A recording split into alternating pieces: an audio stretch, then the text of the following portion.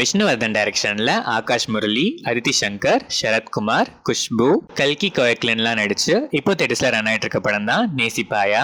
College டைம்ல love பண்ண Akash முரளியும் Aditi சங்கரும் work லைஃப்ல போக போக சண்டைகள் வளர பிரேக்கப் பண்ணிட்டு ரெண்டு பேரும் அவங்கவுங்க வழியில ஒர்க் பார்த்துட்டு போறாங்க. ஒரு நாள் திடீர்னு வேலைக்காக போர்ச்சுகல் போன அதித்தி சங்கரை ஒரு மர்டர் கேஸ்ல அரெஸ்ட் பண்ணிருக்காங்கன்னு நியூஸ் வருது. அந்த நியூஸை பார்த்ததும் ஷாக் ஆகி முன்னாள் காதலியை காப்பாத்தணும்னு ஆகாஷ் முரளியும் கிளம்பி போர்ச்சுகல் போறாரு. அதித்தி சங்கர் உண்மையிலேயே அந்த கொலையை பண்ணாங்களா, இல்லன்னா அந்த கொலையை பண்ணது யாரு? இதுல இருந்து ஆகாஷ் முரளி எப்படி அதித்தியை காப்பாத்துறாரு? பிரிஞ்சு போனே அவங்க ரெண்டு பேரும் ஃபைனலா ஒன்னா சேர்ந்தாங்களா இல்லையாங்கிறது தான் நேசிப்பாயா. இந்த படத்தோட run time 2 hours and 26 minutes. படம் ஆரம்பிச்சது ஓகேவா ஸ்டார்ட் ஆச்சு. போக போக பிளாஷ்பேக் கரண்ட் போர்ஷன் மாறி மாறி வர ஸ்கிரீன் பிளேல எதுவுமே இன்ட்ரெஸ்டிங்காவே இல்ல. ஸ்டோரியும் பெருசா மூவ் ஆகல.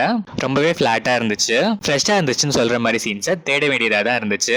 லவ் போர்ஷன்ஸ்லாம் அங்கங்க இரிட்டேட்டிங்காவே இருந்துச்சு. சரி, ஆக்ஷன் சைடாச்சு இன்ட்ரெஸ்டிங்கா கொண்டு போயிருக்காங்களான்னு பார்த்தா கரண்ட் போர்ஷன்ல வர அந்த இன்வெஸ்டிகேஷன் சீன்ஸ்லாம் லவ் போர்ஷனே பரவாயில்லங்கிற மாதிரி தான் இருந்துச்சு.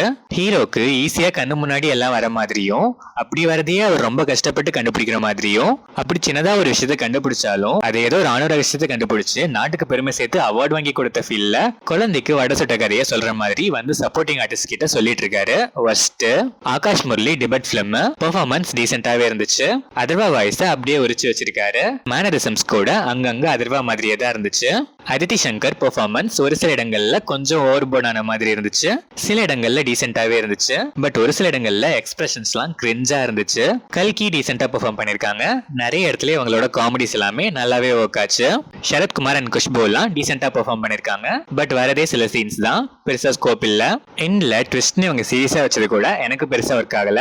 டெக்னிக்கலா பார்த்தா சினிமாட்டோகிராஃபி, எடிட்டிங் பேட்டர்ன் எல்லாமே நல்லாவே இருந்துச்சு. பட் லென்த் எடிட்டிங்ல நிறையவே ட்ரிம் பண்ணிக்கலாம் தான் நான் ஃபீல் பண்ணேன்.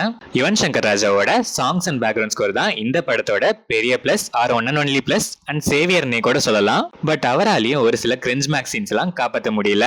ஓவராலா பார்த்தா ஒன் லைனா கூட ஓகே தான். பட் அது எக்ஸிகியூஷன் வைஸ்ல ஸ்கிரீன் பிளேல சுத்தமா சொதப்பிருக்காங்க. மேக்கிங்ல கூட ஏதோ கடனுக்குன்னு எடுத்து வச்ச மாதிரி தான் இருந்துச்சு. நிறைய பேரோட பாடி லாங்குவேஜஸே ரொம்ப ஆர்டிபிஷியலா இருந்துச்சு.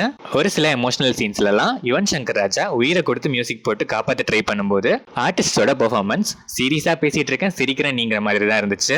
ஸ்கிரீன் பிளே எங்கேயுமே பெருசா இன்ட்ரெஸ்டிங்காவோ இல்ல என்கேஜிங்காவோ இல்ல. நிறைய இடத்துல ரொம்ப ஆர்டிபிஷியல் ஃபீல், சில பிளேசஸ் மட்டும் எமோஷன்ஸ் காமெடிஸ் ஒர்க் ஆச்சு. அதை தவிர எதுவுமே ஒர்க் ஆகாத ஒரு பிலோ ஆவரேஜ் ரொமான்டிக் சஸ்பென்ஸ் இல்லாத சஸ்பென்ஸ்ல தான் இந்த நேசிப்பாயா. யுவனுக்காக வேணா இந்த படத்தை நம்ம நேசிக்கலாம். அதை தாண்டி என்ன பொறுத்த வரைக்கும் பெருசா நேசிக்க வாய்ப்பில்லை.